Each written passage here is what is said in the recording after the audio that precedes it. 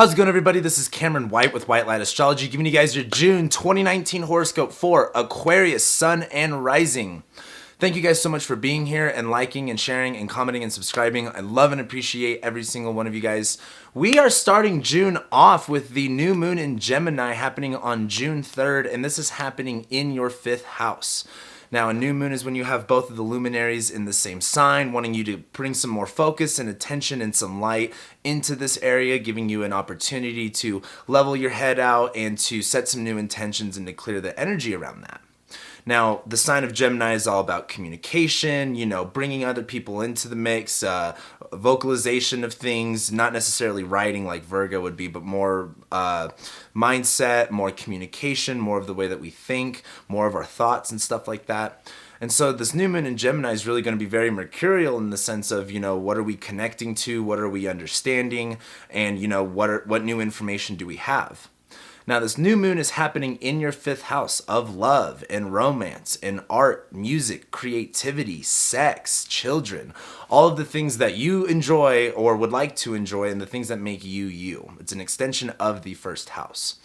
Now, this new moon happening in your 5th house is going to be a great time to, again, clear out that energy and maybe establish a clear line of communication, whatever that looks like to you in that context of love and romance. This is going to be kind of resetting that energy there. Or maybe you have a hobby or artistic, thing that you pursue.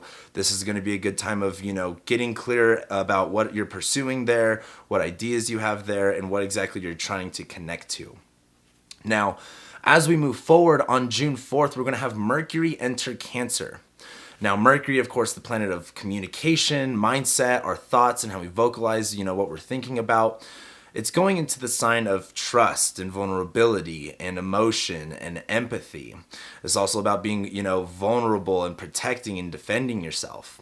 And as Mercury enters Cancer, where the way that we communicate may be more conservative and focused on saying what it is that we need to say and not so much whatever's on the top of our minds or whatever we can say, Mercury going into Cancer is focusing on the necessity of things and bringing that into play.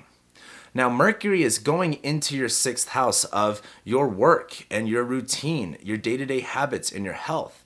And while Mercury goes through Cancer, this is going to be the time of looking at hey, what am I doing every single day? And am I addressing and am I meeting my needs within that context of your health or your habits or, your work? The 6th house rules employment because you're going to your job every damn day, basically. However, while Mercury's transiting through there, this is going to be the time to really focus and bring some more mercurial ideas like, better organization skills, clearer lines of communication, establishing regimens and stuff like that within the context of, your health and, other 6th house stuff. Now, as we do move forward on June 8th, we're going to be having Venus move into Gemini. Now, Venus, of course, the planet of love and relationships. She wants you to indulge and drink and have sex, and she wants you to connect you to things, and she wants you to have fun. Venus is going into the sign of Gemini where she's looking for mental stimulation. She's looking to understand new and maybe experience something new, find something that, that she can learn, that she can pursue, that's cool. Now, Venus is entering your 5th house of love and romance and sex and all of that stuff.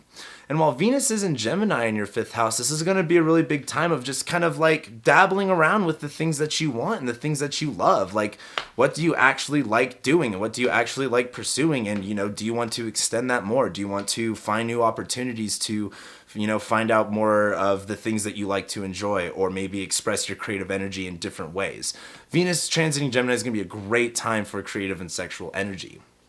However, as we move forward into June 12th, that's when we're going to have Mars conjoin the North Node and oppose Saturn. Pretty fucking rough.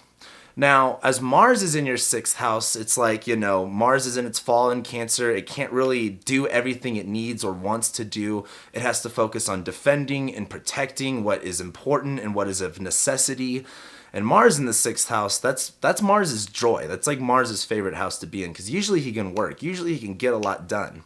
However, with Mars being in Cancer right now, it's kind of where you are busy, where there is being a lot thrown at you, you can't necessarily do all of that and get your basic needs met. And so while Mars conjoins the North Node and the North Node's focused on what, Rahu, it's what we're hungry for. It's the direction we're going towards. Well, that's in Cancer, and it's focused on, what are our needs? Where do we need to be nurtured? Where do we need to, protect ourselves more?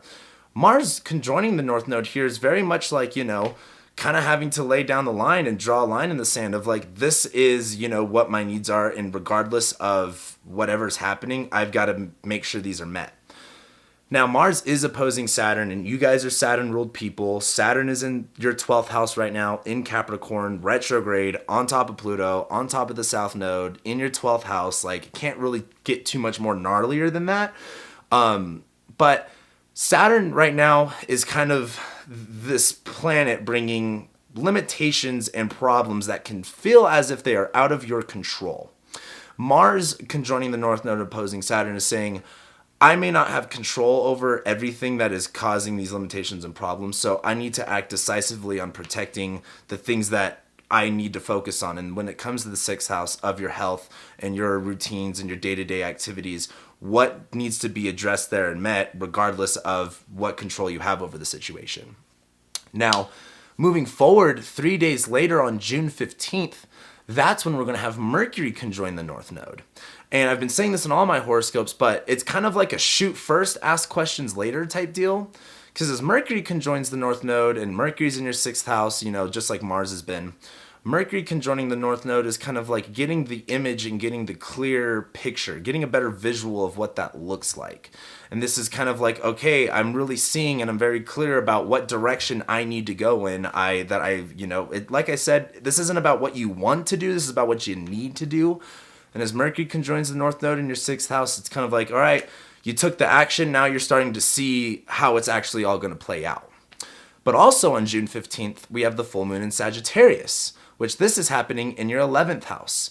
And a full moon, just like a new moon is focusing on one area, a full moon is focusing on both areas. A full moon is lighting up what we don't always see, the nighttime, the dark.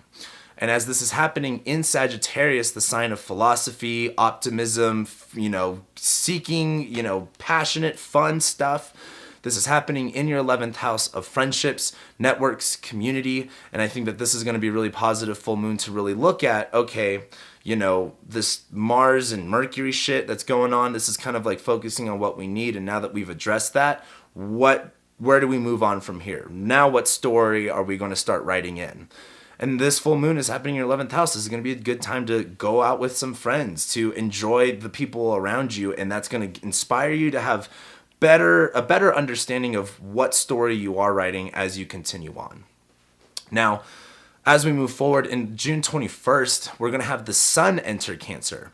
And now the sun, the main luminary, is bringing light to things. It's lighting up this area. So the 6th house is going to be a lot more prominent, working every single day, which I'm sure doesn't change regardless. But as the sun goes into Cancer, it's kind of like highlighting and lighting up like, what are those needs? What does that look like? What does it look like being brought into light? What does it look like being brought into full scope? However, also on June 21st, Mercury enters shadow, and it's going to later retrograde in Leo. However, while Mercury enters shadow, this is going to be important because Mercury entering shadow, it's like you can always see when something's going to happen. You'll be coming back to whatever happens on June 21st. And this is probably going to fall under the line of something to do with your work or your health or your habits. And as we move forward onto June 26th, that's when Mercury is going to move into Leo. And that's where it will retrograde. And as Mercury was in Cancer, where it's kind of like we got to say what we need to say, Mercury going into Leo is kind of like expressing what's on our hearts and being passionate about it, like saying it out loud. And as Mercury goes into Leo, it's also going into your 7th house of relationships, specifically one-on-one relationships and partnerships in that manner, regardless if it's, romantic, professional, or casual. And as Mercury goes into Leo, where communication's going to be in this way, there's going to be a lot more attention and focus on those relationships. Pay attention to Mercury being in Leo because it is going to station retrograde at the end of, not the end of the month, but the beginning of July.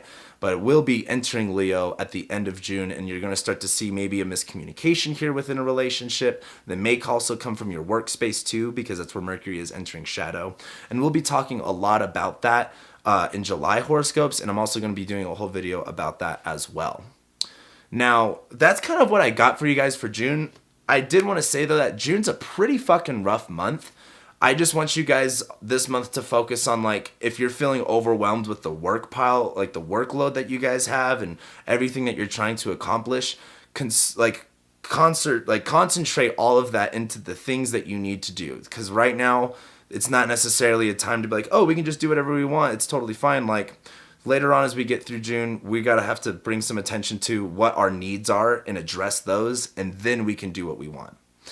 And so even though it's going to be intense, it's going to be pretty rigorous and pretty it's going to be pretty shitty, to be honest. Like, this is the month to just deal with it, because we got a couple of good months coming up after July. August and September are looking good, but July is pretty rough too. But this is the month to, like, get yourself locked in. But with that being said, thank you guys so much for being here and liking and sharing and commenting and subscribing. I love and appreciate every single one of you, and I'll be seeing you next month.